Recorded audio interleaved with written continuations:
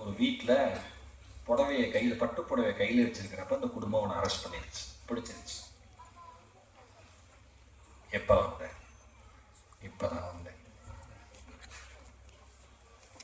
எப்போ புடவை எடுத்தேன்? புடவை எடுக்க வரல, வைக்க வந்தேன். புடவை வைக்க வந்தியா? எப்போ எடுத்த? போன வாரம் எடுத்துட்டு போயிட்டேன். புருஷன் கொண்டாட்டியை பார்த்துருக்கான். செடியில நிறையா இருக்கு, எவ்வளோ எடுத்தான்னு தெரியல. சரி, ஏன் வைக்க வந்தேன்? என் பொண்டாட்டிக்கு டிசைன் பிடிக்கலன்னு நான் பாட்டு வச்சுட்டு போயிடுறேன். தொல்லை பண்ணாதீங்க. நானும் உங்களை காயப்படுத்த மாட்டேன், நீங்கள் என்னை காயப்படுத்தாதீங்க. கத்திலாம் வச்சுருக்கேன், வச்சுட்டு போனோன்னு மனைவி தேம்பி தேம்பி அழுதுருக்கு. ஏன்டி அதான் பட்டுப்படையை வச்சுட்டானே, ஏன் அழுற? ஒரு திருட பொண்டாட்டிக்கு பிடிக்காத டிசைனே நீ எனக்கு வாங்கி கொடுக்க.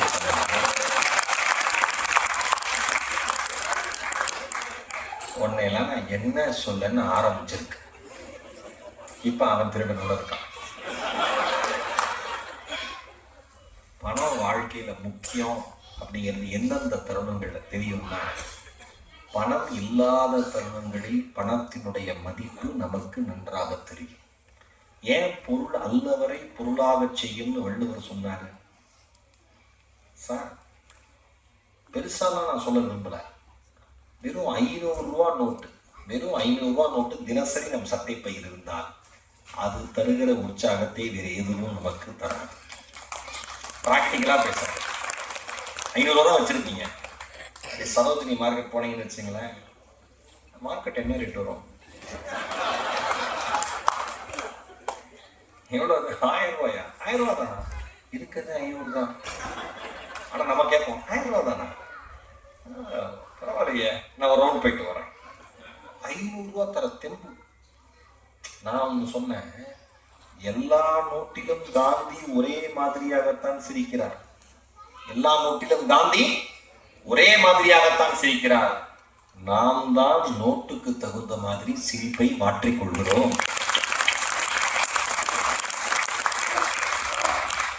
குழந்தைகள்லாம் பண்டிகை நாள்ல ஆசீர்வாதம் வாங்குது. பாசமா சில பையெல்லாம் ஒழுங்கா எந்திரிக்க மாட்டேங்கிறான். எங்க அண்ணன் பையன்லாம் சித்தப்பான்னு இருக்கான். 500 ரூபா தரேன், ஓகே எந்திரி. நம்ம நினைச்சுக்கிறோம் குழந்தைங்கலாம் ஆசீர்வாதம் வாங்குது. ஒன்றும் வாங்கல, வாங்குது, அதுக்கு ஆசீர்வாதம் வாங்குது. பிராக்டிக்கலா பணம் தான் உண்மை. அதுதான். என்ன வேணா பேசலாம், நமக்கு தெரியும்.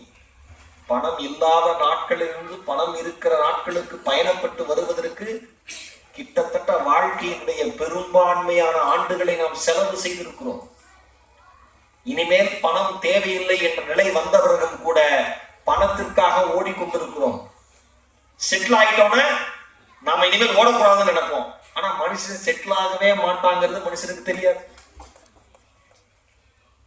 ஒரு வீடு வாங்கிட்டா போதும், வீடு வாங்கணும், கார் வாங்கணும் ஆசை வரும். ஒரு கார் வாங்கிட்டா போதும்னு நினைப்போம். ஆகா, இதை விட பெரிய வீடு வாங்கணும்னு ஆசை வரும். பெரிய வீடு வாங்கணும்னா அந்த வீட்டுக்கு தகுந்த மாதிரி இருக்கிற மாதிரி கார் வாங்கணும்னு ஆசை வரும். ஓ, பேங்க் பேலன்ஸ் மட்டும் இருந்தா பத்தாது, பொண்ணுக்கு நகை சேர்க்கணும்னு ஆசை வரும். ஓ, பையன் நாளைக்கு படிப்புக்கு போயிட்டானா ஃபாரின்ல போய் படிக்கணும், அதுக்கு ஆசை வரும். வாழ்க்கை முற்றுப்புள்ளி வைக்க நினைக்கிற பொழுதெல்லாம் மனிதன் முற்றுப்புள்ளியை செல்லமாக கண்ணம் கிள்ளி கமாவாக்கி அடுத்த வேலையை பார்க்க போய்விடுவான். முற்றுப்புள்ளி செல்லமாக கிள்ளா கமாவாயிடும், அடுத்த வேலைக்கு. ஏன் எவன் இங்க டெல்லிக்கு வந்து அத்தனை பேர் ஒரு கேள்வி கேட்கிறேன். 10 வருஷம் மேக்சிமம் ஒரு 15 இயர்ஸ் ஒர்க் பண்ணிட்டு சொந்த ஊருக்கு போயிடணும். போனீங்க, சொந்த ஊர்ல இங்க கூட்டு வந்துட்டீங்க.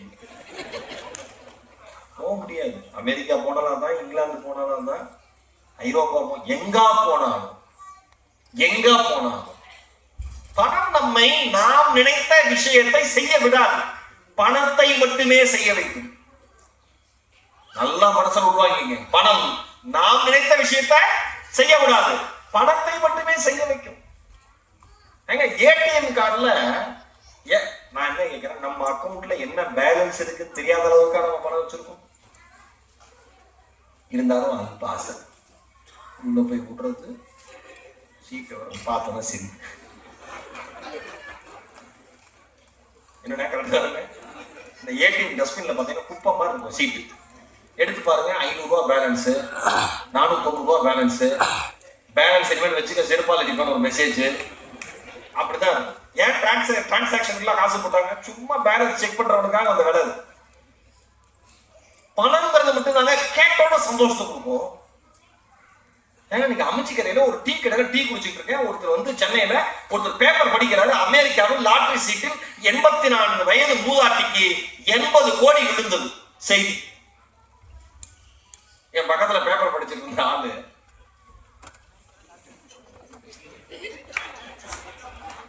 என்ன பண்ண போறாங்க?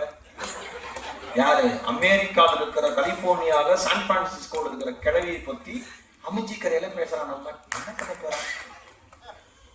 எனக்கு புரியல சார், எனக்கு புரியல என்ன பண்ண போறாங்க அவங்க 80 கோடி வச்சு இந்த வயசுல. அது வந்து 1 கோடி எதுல இருந்து?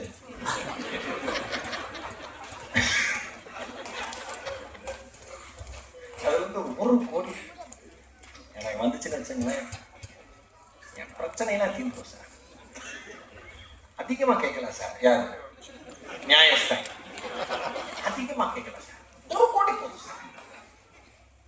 என்ன வாழ்க்கை பாருங்க, என்ன பண்ண போறாங்க? பொறுமுறான். பணம் வரதுக்கு முன்னாடியே அதை என்ன பண்ணலாம் திட்டம் போட வைக்கும். கரெக்டா? பணம் நம்மை வந்து அடைவதற்கு முன்பே அதை வைத்து என்ன செய்யலாம் என்பதை திட்டம் போட வைக்கும். பணம் அந்த மேஜிக்க பண்ணும். அன்பின் வழியது உயிர்நிலை அப்படின்னு ஒரு புத்தகம் இருக்குன்னு வச்சுங்க.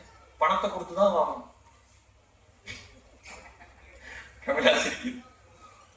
பணம் தான் எல்லாம். எந்த ஒருத்தர் சொன்னார், 2 பசங்க மகேஷ் எனக்கு அருமனை நல்லா வளர்த்தேன், நல்லா படிக்க வச்சேன், அட்டகாசனை 1 கோடி 2 பேருக்கு சமமா பிரிச்சு கொடுத்தேன். சொத்தா இருந்ததா பணமா இருந்ததா? கடனா இருந்ததுன்னு.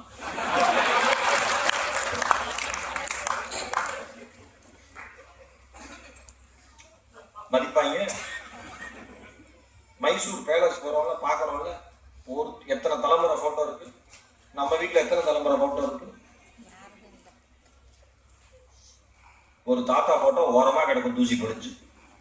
இப்ப திதி பண்ற ஆளுகளா இருந்தா, இல்ல உண்மையிலே அவரை வணங்குற ஆளுகளா இருந்தா, இருக்கிறதே சுமாரான பூவை கொண்டு போய் வைப்பாங்க. நான் பிராக்டிகலா பேசுறேன். இருக்கிறதே சுமாரான பூ, கடவுள் எல்லாம் வச்சது போக. வாழ்ந்த கடவுள் அந்த மனிதன், வாழ்ந்த கடவுள் அந்த மனிதன். அந்த மனுஷனுக்கு தான் முளமுளமா பூவை போடணும். நம்மளால அதுக்கு சாதாரணமா ஒரே ஒரு செவந்தி பூ வச்சுக்கிட்டு சாமந்தி பூ வச்சுக்கிட்டு இந்த சைடு முளமுளமா போட்டுக்கிட்டு இருக்கான். ஏன் இல்லை? ஏன்னா சொல்லிக்கிற மாதிரி எவனும் நம்ம பரம்பரையில ஒன்றும் பண்ணல. அவர் என் தாத்தா இந்த நாட்டை ஆண்டார். அவருக்கு அப்புறம் பிறந்த தாத்தா தாத்தா பேலஸே கட்டினார். அவருக்கு அப்புறம் அந்த பேலஸை சுத்தி இருக்கிற இடம்லாம் வாங்கினார். உங்க தாத்தா என்ன பண்ணாங்க? நாடு பண்ண தப்பு குடும்பம் நாய்ப்படாத பாடுபடுது. இவன் பேசிக்கிறான். பிராக்டிக்கலா உண்மை. சரி சார், பர்ஸு நம்ம வச்சுக்கிற பர்ஸு பிரசவ வேதனையில இருந்ததுன்னா நாம மகிழ்ச்சியா இருப்போம். புரியுதா? பர்ஸு பிரசவ வேதனையில இருக்கணும். எப்படி? பணமா வச்சு அது உப்பிட்டு. சில பேர் பர்ஸை மடிக்க முடியாது, பாத்துறீங்களா? மடிக்க முடியாது சார் சில பேர் பர்ஸை. அப்படி இருக்கும். பணம் இல்ல, குங்குமம், விபூதி, 20 வருஷத்துக்கு முன்னாடி கொடுத்த 20 விசிட்டிங் கார்டு, மணிகடை ஜாமான் லிஸ்ட், அவன் கல்யாண பத்திரிகை ஜெராக்ஸ் எடுத்து வச்சிருப்பான். பர்ஸே இல்லை, எப்படி கல்யாணம் உனக்கு?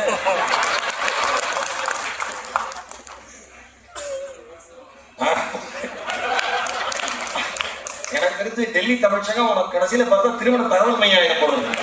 அவர் சொன்னார், உடனே முதல்ல பர்ஸை வாங்குப்பா. பிரசவ வேதனையில தான் மனசு மகிழ்ச்சியா இருக்கே. எவ்வளவு சம்பாதிச்சாலும் குடும்பத்தோட டின்னர் போறப்ப அது சாப்பிட்டு முடிச்சதுக்கு அப்புறம் எவ்வளவு ஆச்சுன்னு பார்க்க தோணுது. நம்ம குடும்பம் தானே சாப்பிட்டுச்சு, அதுல என்ன கணக்கு வழக்கு யாராவது யோசிச்சிருக்கோமா? என்ன சொல்லி கூட்டு போறீங்க இன்னைக்கு டின்னர்? அப்பா டின்னர் கூட்டு போறோம், குழந்தைய ஜாலி. அம்மாவுக்கு தெரியும் இருந்தாலும் என்ன பண்ணுவான். அந்த அம்மாவுக்கு தெரியும் 15 வருஷமா வாடுது. நீ பிறக்கிறதுக்கு முன்னாடி இருந்து அந்த அம்மா கூட இருக்கு. வாங்க டின்னர் வாங்க உட்காந்து. தந்தூரி பிளேட். என்னது தந்தூரி பிளேட்? அதுக்கு முன்னாடி ஒரு சூப். சூப் ஓகேடா, தந்தூரி பிளேட் எல்லாம் இந்த புகையா போகுமே, புகையா போகும், அதுதான்ப்பா அது பேரு. இது வேண்டாம். ஏன்? அதான் புகையா போயிட்டு. முதல் பையன் போட்டான். அடுத்து பொண்ணு. அப்பா எனக்கு ஒரு பிரெஞ்சு ஃப்ரைஸ். ஆயில் ஐட்டம் சாப்பிடாத. எத்தனை தடவை அப்பா எஜுகேட் பண்ணியிருக்கேன். கீழே ஒரு குடும்பம் சிரிக்குது, அந்த குடும்பத்தில் நடந்தது அப்படியே நான் பேசுறேன் போது. கரெக்டாக்கா? ஆயில் ஐட்டம் சாப்பிடுவோம். அந்த பையன் கை தட்டி சிரித்து தமிழ் கண்ணை தண்ணி வருது. சின்ன பையன் ஆயில் ஐட்டம் சாப்பிடாத. சரி அப்போ வேணாம்ப்பா. அப்போ எனக்கு பன்னீர் சில்லி பன்னீர் ட்ரை ஸ்டார்டர்ஸ். எதுக்கு ஸ்டார்டர் போகிறேன்? அந்த பொண்ணு போட்டுருச்சு. பெருமையா வெக்கமே இல்லாம இந்த ஆளு உனக்கு என்னமா வேணும்? அந்த அம்மா இந்த ஆள் ஜாதகமே தெரியும். ஜாதகமே இந்த ஆள் ஜாதகமே தெரியும். சிம்பிளா ஆன்சர் நீங்களே சொல்லுங்க. ஃபைனலா அவனே தான் சொல்ல போறான். அதுக்கு பேர் ஃபேமிலி டின்னர். அவரு ஒரு உற்சாகமா எஸ் சார் ப்ளீஸ் என்ன இருக்கு சார்? எல்லாமே இருக்கு sir. North Indian, south Indian, everything is here sir. Very good. ஏதோ ஆப்ஷன் சொல்லுங்க சார். இட்லி, தோசை, வடகரி, ரவா தோசை, ஆனியன் ரவா மசாலா, அந்த மசாலா, இந்த மசாலா, நான், பட்டர் நான், அது இது, மஷ்ரூம் மசாலா, அது இது. ஓகே, என்ன பண்ணுங்க, 4 பேருக்கும் 2 இட்லி கொடுங்க.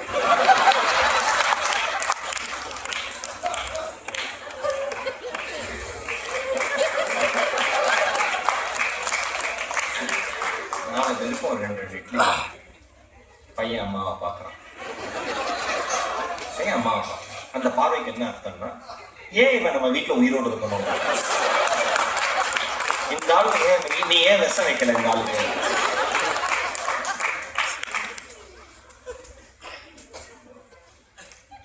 எந்த தந்தைக்கு தன் குழந்தைகள் கேட்டதை வாங்கி தரக்கூடாது என்கிற எண்ணம் இல்லை. ஆனால் ஒருவேளை இப்பொழுது அதிகமாக செலவு செய்துவிட்டால் நாளை குடும்பம் தடுமாறுகிற பொழுது என் குடும்பத்தை நான் தானே காப்பாற்ற வேண்டும். அதற்காக சிறிது சிறிதாக அவர்கள் திட்டினால் கூட பரவாயில்லை என்று சேர்த்து வைப்பதற்கு பெயர் பொருள். தங்கச்சி சொல்லுச்சு, பொருளாதாரம் அதை வைத்துதான் வாழ்வாதாரம் உயர்த்திக்க முடியும். ஒன்றும் பண்ண முடியாது. சொந்தக்காரன் கல்யாணத்துக்கு நல்ல பேண்ட் சட்டை போட்டு போனாதானே வாங்க வாங்க வாங்க வாங்க வாங்க வாங்க வாங்க இதுல இருக்கும். வசதி இல்லைன்னா வா வா எது மக்கள் இல்லை பந்தய பாருங்க. உண்மையா இல்லையா? நீங்கள் அணிந்து கொள்கிற ஆடை உங்களுக்கான மதிப்பை தருகிறதா இல்லையா? நீங்கள் சென்றிருக்கிற கார் உங்களுக்கான மதிப்பை தருகிறதா இல்லையா? நீங்கள் அணிந்திருக்கிற கை கடிகாரம் உங்களுக்கான மதிப்பை தருகிறதா இல்லையா? நீங்கள் எந்த இடத்தில் வசிக்கிறீர்கள் என்பது உங்களுக்கான மதிப்பை தருகிறதா இல்லையா? நீங்கள் எந்த மாதிரி உங்கள் குடும்பத்தை வழிநடத்தி செல்கிறீர்கள் என்பது உங்களுக்கான மதிப்பை தருகிறதா இல்லையா? உங்கள் குழந்தைகள் எந்த பள்ளியில் படிக்கிறது, எந்த கல்லூரியில் படிக்கிறது என்பதை சொல்லிக் கொள்வதில் உங்களுக்கு பெருமை இருக்கிறதா இல்லையா? இப்படி எந்த விதத்தில் பார்த்தாலும் பொருளாதாரம் தான் வாழ்வுக்கான மகிழ்ச்சி என்கிற காரணத்தினால் வாழ்க்கைக்கான இன்பத்தை தருவது பொருளாதாரமே என்று தீர்ப்பை சொன்னால்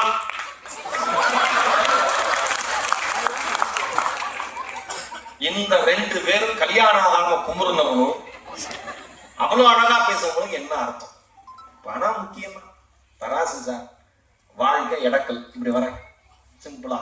எனக்கு ரொம்ப சந்தோஷம் என்ன தெரியுமா? இதயத்தினுடைய ஆழத்திலிருந்து தமிழ் தருகிற வார்த்தைகள் எடுத்து உங்கள் பாதங்களுக்கு சமர்ப்பிக்கிறேன். எனக்கு ஆகப்பெரிய மகிழ்ச்சி என்ன தெரியுமா? ஒரு 8:30 மணி ஆனதுக்கு அப்புறம் கூட்டம் கலையுமா அப்படிங்கிற எண்ணத்தோடு என் பேச்சை துவங்கினேன்.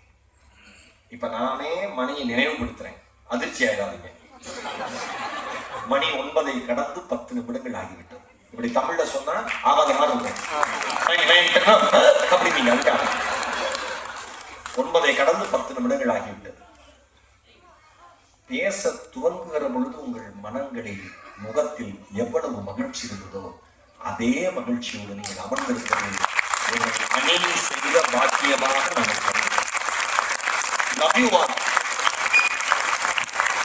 தில்லி தமிழ் சங்க மக்களே, தில்லி தமிழ் சொந்தங்களே, உங்களை நாங்கள் காதலிக்கிறோம். என்ன ஒரு சிரிப்பு, என்ன ஒரு அதை கேட்கறது.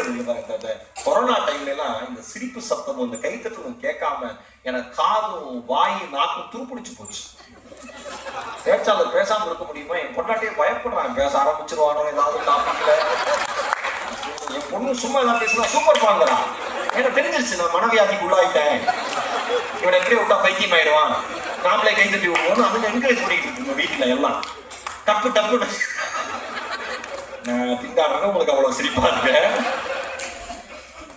பொருளாதாரம் முக்கியம் தான். நான் வர இப்படி சிம்பிளா சொல்றேன். ஒரு தராசு எடைக்கல், 2 பக்கம் தராசு. ஒரு தராசு பொருளாதாரம், ஒரு தராசு குடும்பம், நடுவில் இருக்கிற இடைக்கல் வாழ்க்கை. எந்த பக்கம் வலு சேர்க்கிறது என்று பார்க்கலாம். இந்த பக்கம் வலு சேர்த்தாச்சு. சும்மா 5 கிலோ கல் அளவு கம்பீரமா மேல நிக்குது. இப்ப குடும்பம் தொங்கி இருக்கு.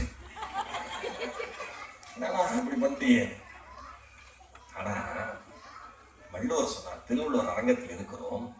வள்ளுவர் சொன்னார், அறிவினால் ஆகுவதுண்டோ, அறிவினால் ஆகுவதுண்டோ பெருதி நோய் தன்னோய் போல் போற்றாக்கடை.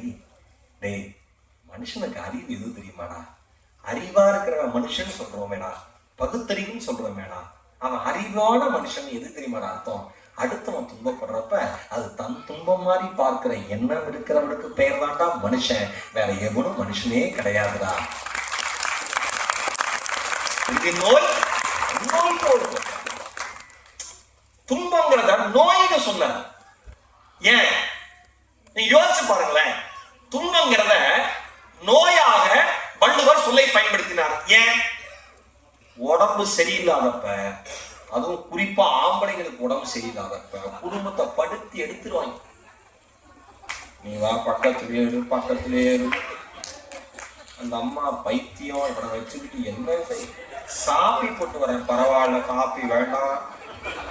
101 டிகிரிக்கு அது 104 டிகிரியில் நடந்து போய் காப்பி போட போகுது. 101 டிகிரி போகாத போகாத. டே அப்பா கால் பிடிச்சு விடுறா, அப்பா கால் பிடிச்சு விடுறா. அவன் அம்மா பார்க்கறான், எப்படியுமா இந்த ஆளை வச்சு சமாளிக்கிற, காலை குடி கைய குடின்னு கொஞ்சம் பதட்டமாயிரும். ஆம்பளை உடம்பு சரியில்லைன்னா சுத்தி குடும்பமே இருக்கணும், ஆறுதல் தேவைப்படும், வார்த்தைகள் தேவைப்படும், தலையை பிடித்து கோதுகிற கரங்கள் தேவைப்படும். இல்லைன்னா அப்படி சமைச்சு போயிடுவான். லக்ஸுரி வீடா இருக்கலாம், டெல்லியிலே எது பெரிய ஏரியாவா அந்த ஏரியாவா அப்படியே 4 மாடி கட்டடத்துல ஒரு இண்டிவிஜுவல் ஹவுஸ் இருக்கலாம். ஆனா உடம்பு முடியல, பணம் கண்ணுக்கு தெரியாது, பக்கத்துல 2 பேர் இருக்காங்க கண்ணுக்கு தெரியும், பதட்டமாயிடுவாங்க. அதான் நோய் ஏன் சொன்னாரு? ஒரு நோய் வரப்பதான் சக மனிதனுடைய அருகாமை உனக்கு தெரியும்டா. ஒரு நோய் வரப்பதான் சக மனிதனுடைய அருகாமையினுடைய அந்த அன்பின் ஆழம் உனக்கு தெரியும். அந்த மாதிரி அடுத்தவன் கஷ்டப்பட்டான அவன் நோய் மாதிரி நினைச்சுக்கோ. நீ நோய்வாய்ப்பட்டு படுக்கிறப்ப 4 பேருக்கு உனக்கு ஹெல்ப் பண்றான்ல, அதே மாதிரி அவன் கஷ்டப்படுறப்ப, அவன் நோய்வாய்ப்பட்டு இருக்கிறப்ப நீ போய் அவனுக்காக நில்றான்னு சொன்ன ஒரே புலவன் இந்த உலகத்தில் நம்முடைய தமிழ் புலவன் வள்ளுவன் மட்டும்தான், வேற யாரும் கிடையாது. இன்னொன்னு சொல்றேன், நீங்க ஜெயிச்சிட்டீங்கன்னா, பெரும்பாலும் ஆண்கள் ஆண்கள்னு சொல்றேன், ஏன்னா இந்த சமுதாயம் இன்னுமே ஆண்கள் பார்வையில தான் இருக்கு, பெண்கள் பார்வையில இருக்கு, நாம் சொல்லிக்கலாம், அதெல்லாம் கிடையாது.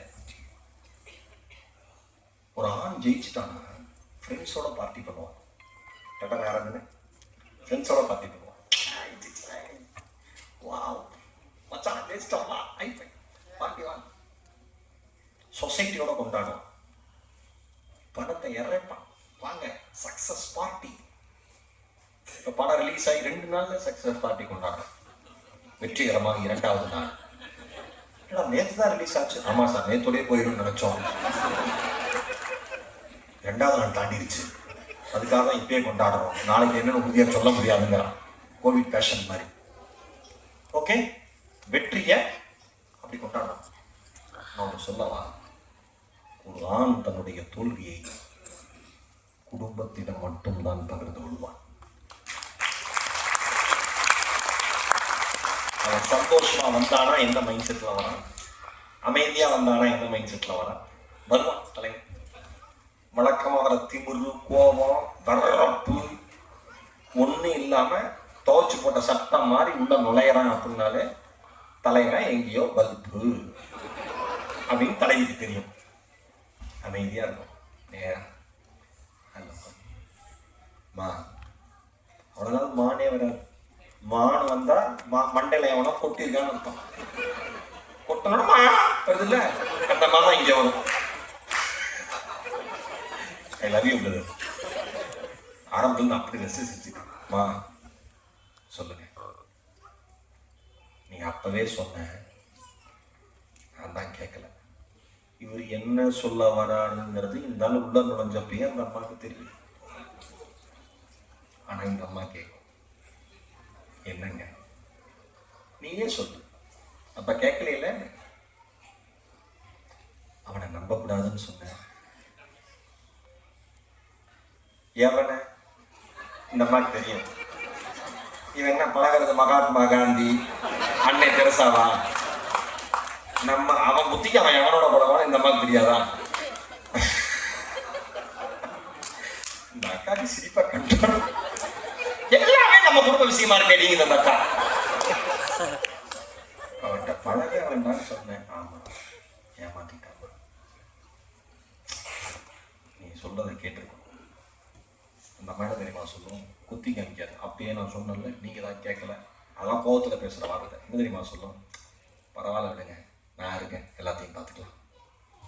பரவாயில்ல விடுங்க நான் இருக்கேன், எல்லாத்தையும் பார்த்துக்கலாம். நடுவில் பேசுறப்ப சொன்னப்ப ஐயா வந்து ஆமோதிச்சு ரொம்ப ரசிச்சார். 2வது வரிசையில முதல் ரோல உட்கார்ந்து இருக்கிறவர். ஒரு ஆண் வயசானதுக்கு அப்புறம் தான் மனைவியோட அருமை அதிகமா தெரியும். ரொம்ப இருக்கிறப்ப வரப்ப வயசானப்ப எங்க அப்பாலாம் கதறாரு, எங்க அம்மா அதை விட கதறுது. எங்க அப்பா லேட் மேரேஜ், தங்கச்சி கல்யாணம் பண்ணி கொடுத்து தான் கல்யாணம் பண்ணி உறுதியா இருந்து 3 வருஷம் கல்யாணம் பண்ணிக்கவே இருந்தாரு. அதே மாதிரி அந்த சீன் ஒரு கேரக்டர், அவர் தங்கச்சி கல்யாணம் பண்ணி கொடுத்து தான் கல்யாணம் பண்ணிக்கணும் ரொம்ப நாளா இருந்துச்சு. இந்த 2 கேரக்டர் பீட் பண்ணி பொண்ணு கொடுத்து பொண்ணு எடுத்துக்கிட்டாங்க. ஆண்டவன் எப்படி சேர்த்து வைக்கிறான் பாருங்களேன். எங்க அப்பாவுக்கு இப்ப 84 வயசு, அம்மாவுக்கு 24 வயசு. 84 வயதில் என் தந்தை சொல்லுகிறார், அவள் இல்லாத ஒரு நிமிடம் கூட எனக்கு செத்து போன நிமிடமாக தெரிகிறது, அவளை தயவு செய்து எங்கேயும் அழைத்து செல்லாதே. எங்க அம்மா சொல்றாங்க, அவரை விட்டுட்டு 5 நிமிஷம் வெளில போயிட்டு வரேன்டா, இந்த மனுஷனோட முடியலடா, உடம்பு சரியான்னு கேட்கிறாரு எங்க அப்பா. முகுந்தன் சார் எங்க இருக்காரு?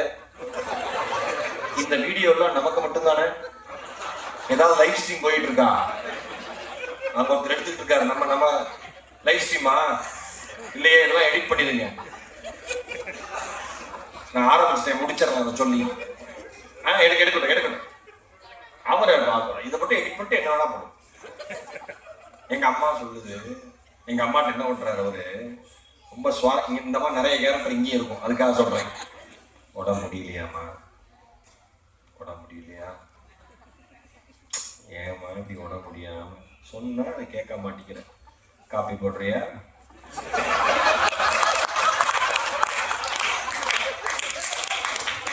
எங்க அம்மா என்ன பார்த்து நான் அமைதியா இருக்கேன். இப்படி உடம்ப முடியாம நடந்து புரண்டு இப்படி போயிட்டு காஃபி போட்டு எங்க அம்மா சொல்றாங்க, நான் இருக்கிற வரை அவர் இந்த உலகத்தில் ராஜாவாக இருப்பார். ஆசைப்படுறது என்ன? ஒரு ஆசைப்படுறது என்ன? ஒரு வாய் காப்பி என்ன வயசானா சாப்பிட்டு போறாரு, இவ்வளவு சாப்பிட்றாருன்னா ஒரு பண்ணி கொடுத்துடணும்டா. எனக்கு 2 பேரையும் புரிஞ்சுக்கணும் இல்லை. ஒரு நாள் ஒரு மாசம் மேலே எங்க அப்பா கால் பண்ணி சொல்றாரு, என்னை எங்கேயாவது போய் அனாதை விடுதலை சேர்த்திடு. எங்க இருக்கேன்? நான் சிங்கப்பூர்ல இருக்கேன். எனக்கு இது பழக்கப்பட்ட கதை தானே. சொல்லுங்கப்பா என்னாச்சு? இனிமேல் இவளோட வாழ முடியாது. எப்ப 84 வயசு இனிமேல் இவளோட என்னால வாழ முடியாது. நான் வேற ஆப்ஷன் பார்க்கலாமா? என்னடா? இல்லப்பா வேற என்ன பண்ணலான்னு கேட்கிறேன். புரிஞ்சுக்கவே மாட்டேங்கிறாடா. புரிஞ்சுக்க எங்க அம்மா காது கேட்காதா?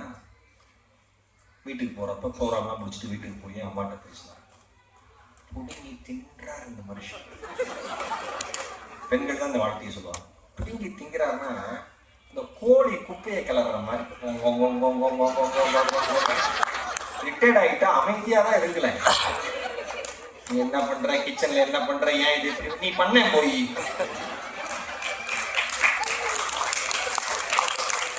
ஒரு கடுகு டப்பா கண்டுபிடிக்கிறதுக்குள்ள கிச்சனே தலைகீழா மாத்திடுவாங்க. கொட்டி கொட்டி பையனை புடிங்கி திங்கிறதுன்னு அதான் திங்கிறது. நெச நெச நெச நெசன்னு சொல்லிட்டே இருக்கு. ஆனா அது கேட்கலைன்னா இவங்களுக்கு பொங்கல். 2 நாள் அப்பா உடம்பு சரியில்லாம படுத்திருந்தாருன்னா ஏதாவது சொல்லிக்கிட்டே இருப்பாரு. நல்ல வேலை எனக்கு கேட்கல. ஆனா வா பேசி படுத்திருக்காரு. உடம்பு முடியல, வயசாயிடுச்சுல. எனக்கு இப்ப யாருக்கு நான் சப்போர்ட் பண்ணுவேன்? நீங்களே நியாயமா சொல்லுங்க. இப்ப தில்லி தமிழ்ச்சங்கம் என்ன ஆகி போச்சுன்னா, நீங்க என்ன நினைச்சுப்பீங்க? ஒருத்தன் என்னடா கல்யாணம் பண்ணலைங்கிறான், ஒருத்தன் அவன் அப்பா அம்மா பிரச்சனையே சொல்றான். இப்ப நீங்க நாட்டாமை மாதிரி என்ன பண்ணுவோம்? ஆனா இந்த உறவுகளுக்குள் திட்டுவதும் விட்டு கொடுப்பதும், திட்டுவதும் விட்டு கொடுப்பதும், இறங்கி போவதும் ஏறி போவதும், இதைவிட வாழ்க்கையில் அழகிய தருணங்கள் வேறு எதுவும் இல்லை என்று ஆழம் விழுதுகள் போல் உறவுகள் 1000 இருந்தும் என்ன வேறென நீ இருந்தா அதில் நான் வீழ்ந்து விடாதிருப்பேன். கண்ணதாசன் சொன்னாரே, எவ்வளவு பேர் இருக்குடா என நேசிக்கிற ஒருத்தி, என்னை நேசிக்கிற ஒருத்தி, எனக்காகவே இருக்கிற ஒருத்தி இருந்தா போதுமே. தாய் தந்தை இல்லாத வீட்டில் பிறக்கிற குழந்தைகள் ஒரு அண்ணனோ ஒரு அக்காவோ அந்த குடும்பத்தை காப்பாற்றி நிறுத்துகிறார்களே. எத்தனை உதாரணங்கள் சொல்ல முடியும்? எத்தனை உதாரணங்கள் சொல்ல முடியும்? வாழ்க்கையில் குடும்பம் தருகிற ஞானம் இருக்கு பாருங்க, வேற ஒண்ணுமே இல்லை. ஒரே ஒரு வார்த்தையை சொல்லி நான் நிறைவு செய்கிறேன். தென்கட்சி சுவாமிநாதன் சொன்னாரு, வாழ்வதற்கு பொருள் வேண்டும், வாழ்வதற்கு பொருள் வேண்டும், நாம் வாழ்வதிலும் பொருள் வேண்டும்.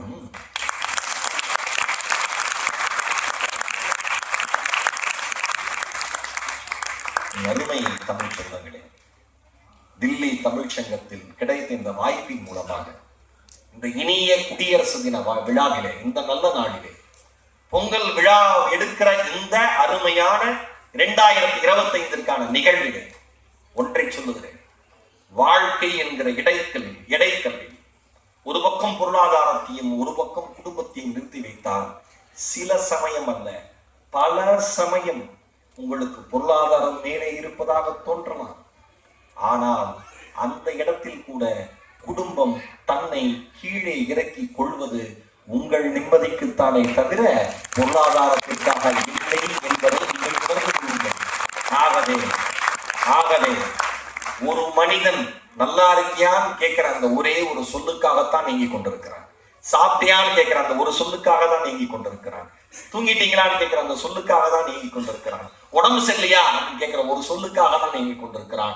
ஒரு மனிதன் சக மனிதனின் ஆறுதலான வார்த்தைகளை எதிர்பார்க்கிற வரை வாழ்வினுடைய மகிழ்ச்சிக்கு பெரிதும் துணை நிற்பது குடும்பமே குடும்பமே குடும்பமே என்பதை என்னுடைய நிறைவான தீர்ப்பாக சொல்லி வாழ்வது ஒருமுறை, வாழ்த்தட்டும் இனி வருகிற தலைமுறை. மனம் நிறைய அன்பை நிரப்பிக் கொள்ளுங்கள். எதிரிகள் எதிர்ப்படுகிற பொழுது கூட அவர்களுக்கு புன்னகையை பரிசாக கொடுங்கள். நிரந்தர பகையை ஒரு நாளும் இதயத்திலே தூக்கி சுமக்காதீர்கள்.